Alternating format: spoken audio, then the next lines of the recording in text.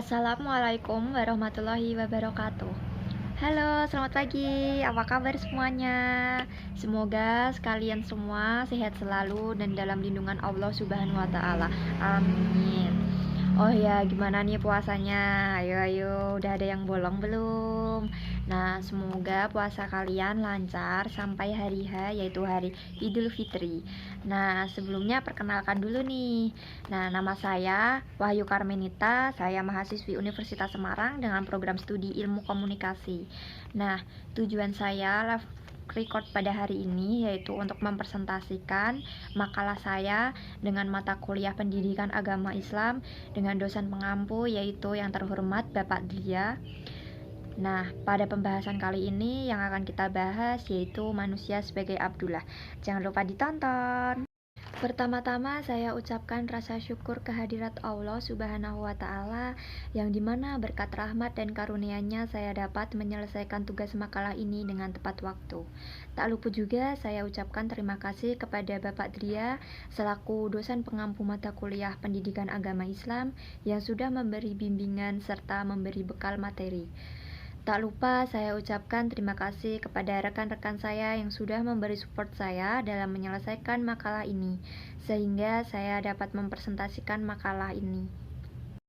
Nah, sebelum melangkah lebih jauh, di sini saya akan singgung terlebih dahulu mengenai manusia itu sendiri. Apa sih manusia itu?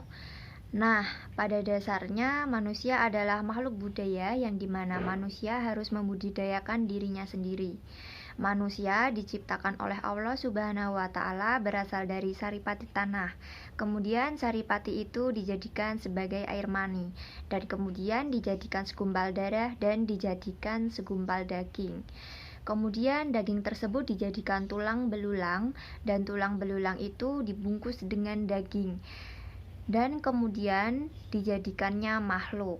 Seperti kita ini, makhluk manusia. Nah, berbeda lagi dengan diartikannya dalam KBBI, Kamus Besar Bahasa Indonesia, di mana manusia adalah yang berakal dan berbudi, mampu menguasai makhluk lain.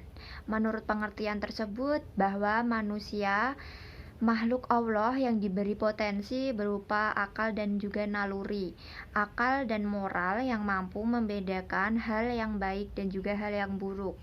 Manusia adalah makhluk ciptaan Allah yang sempurna dibandingkan dengan makhluk lain karena akal pikirannya. Manusia di bumi ini juga mengemban tugas dan juga tanggung jawab yang diberikan oleh Allah kepada makhluknya, yang diantaranya akan kita kupas dan bahas setelah ini. Kemudian untuk latar belakang pembuatan makalah ini sendiri yaitu yang pertama pengertian serta terbentuknya manusia, yang kedua maksud istilah Abdullah, yang ketiga maksud beribadah kepada Allah, yang keempat tugas manusia sebagai Abdullah, dan yang kelima tanggung jawab manusia sebagai Abdullah. Langsung saja pengertian, yaitu pengertian manusia. Manusia adalah makhluk ciptaan Allah yang paling sempurna. Kemudian kesempurnaan yang dimiliki manusia merupakan suatu konsekuensi, fungsi, dan juga tugas manusia sebagai khalifah di muka bumi ini. Kemudian dalam Al-Quran menerangkan bahwa manusia diciptakan oleh Allah berasal dari tanah. Konsep manusia dalam Islam diambil dari ayat Al-Quran dan juga hadis. Menurut surat Al-Mu'minun ayat 12 hingga 16 menjelaskan bahwa manusia diciptakan oleh Allah Subhanahu wa taala dari intisari tanah, kemudian dijadikannya mudghah atau air mani dan disimpan di tempat yang kokoh yaitu rahim. Kemudian mudghah dijadikannya darah beku dan dijadikannya mudghah. Mudghah dijadikan daging dan daging yang dibalut dengan tulang belulang kemudian dijadikannya Allah makhluk. Kemudian dalam surat As-Sajdah ayat 7 hingga 9 menjelaskan bahwa setelah kejadian manusia di dalam kandungan mengambil bentuk dan ditiupkannya ruh oleh Allah Subhanahu wa taala ke dalamnya dan dijadikannya pendengaran, penglihatan dan juga perasaan. Dalam hadis yang diriwayatkan oleh Bukhari dan Muslim juga menyatakan bahwa ruh dihembuskan oleh Allah Subhanahu wa taala ke dalam janin setelah Janin mengalami perkembangan selama 40 hari. Selanjutnya yaitu makna kata Abdullah. Makna dari kata Abdullah adalah ketundukan dan juga kepatuhan. Kemudian ketaatan, ketundukan, dan kepatuhan ini hanya layak diberikan hanya kepada Allah Subhanahu wa Ta'ala yang selayaknya kita sebagai hambanya. Kemudian Abdullah berasal dari kata abdun dan juga Allah. Abdun berarti hamba, jadi Abdullah artinya hamba Allah. Dengan bahasa Arab, abdun dikenakan kepada setiap manusia yang merelakan atau menggadaikan kebebasannya kepada sesuatu. Orang yang merelakan kebebasannya kepada orang lain disebut hamba.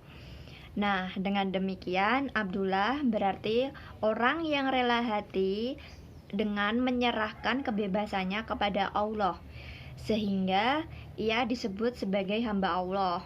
Dengan demikian Abdullah menjadi terkait dengan semua ketentuan Allah.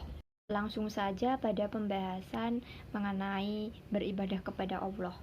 Maksud beribadah kepada Allah yaitu pada Al-Quran surat Az-Zariyah ayat 56 yang berbunyi wa ma khalaqtul jinna wa insa illa liya'budun, yang artinya dan aku tidak menciptakan jin dan manusia melainkan agar mereka beribadah kepadaku. Ya, dan ada juga yaitu At-Taubah ayat 31 yaitu wa ma umiru illa liya'budu illahu wahid la ilaha illa subhanahu imma yusrikun, yang artinya padahal mereka hanya disuruh menyembah Tuhan yang esa, tidak ada Tuhan yang berhak disembah selain Dia. Maha suci Allah dari apa yang mereka persekutukan. Maksud dari ayat tersebut ialah bahwa Allah tidak menjadikan jin dan manusia kecuali untuk tunduk kepadanya dan untuk merendahkan diri terhadap kehendak-Nya, menerima apa yang Dia takdirkan. Mereka dijadikan atas kehendak-Nya dan diberi rizki sesuai apa yang telah Dia tentukan. Kemudian tak seorang pun yang dapat memberikan manfaat atau mendatangkan mudarat karena semuanya adalah dengan kehendak Allah.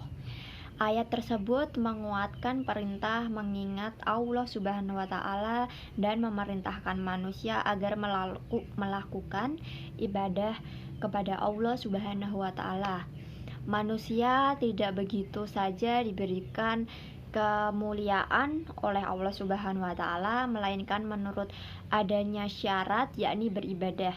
Beribadah adalah taat mutlak kepada Allah yang disembah, yang mengandung kesempurnaan cinta kepadanya, kesempurnaan pengagung kepadanya. Kemudian selanjutnya yaitu tugas manusia sebagai Abdullah. Tugas manusia adalah sebagai Abdullah, penghambaan diri kepada Allah Ta'ala, yang artinya bahwa manusia harus beribadah ataupun menyembah kepada Allah. Tentu saja ibadah dimaksud di sini adalah ibadah dalam arti sempit dan juga ibadah dalam arti luas. Dalam arti sempit, ibadah yaitu berupa melaksanakan sholat, zakat, haji, dan juga lain sebagainya. Sedangkan ibadah dalam arti luas adalah melaksanakan berbagai kebaikan yang berhubungan secara vertikal dengan Allah maupun horizontal dengan bermuamalah sesama manusia dalam rangka memperoleh keridhoannya. Selanjutnya, tanggung jawab manusia sebagai hamba Allah. Makna yang esensial dari kata abd atau hamba adalah ketaatan, ketundukan manusia hanya layak diberikan kepada Allah, yang dicerminkan pada ketaatan, kepatuhan, ketundukan kepada kebenaran dan keadilan. Dalam hubungan dengan Allah, manusia menepati posisi sebagai ciptaan, sedangkan Allah sebagai pencipta. Posisi ini memiliki konsekuensi adanya keharusan manusia dalam menghambakan kepada Allah dan dilarang menghambakan dirinya serta menghambakan pada nafsunya. Konsekuensi manusia sebagai hamba Allah adalah harus senantiasa beribadah kepada Allah. Hanya Allah lah yang disembah dan hanya kepada Allah manusia meminta pertolongan.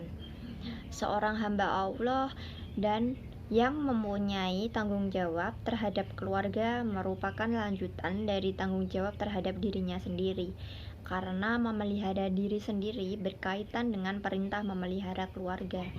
Dan akhir dari presentasi dapat disimpulkan bahwa Abdullah adalah hamba Allah yang sebagaimana kita sebagai manusia mengemban tugas sebagai hamba Allah harus dan berkewajiban dalam beribadah dan mematuhi perintah Allah di muka bumi ini. Akhir kata, apabila ada kesalahan dalam berbicara, saya mohon maaf. Atas nama Wahyu Karmenita, saya undur diri. Wassalamualaikum warahmatullahi wabarakatuh. Terima kasih.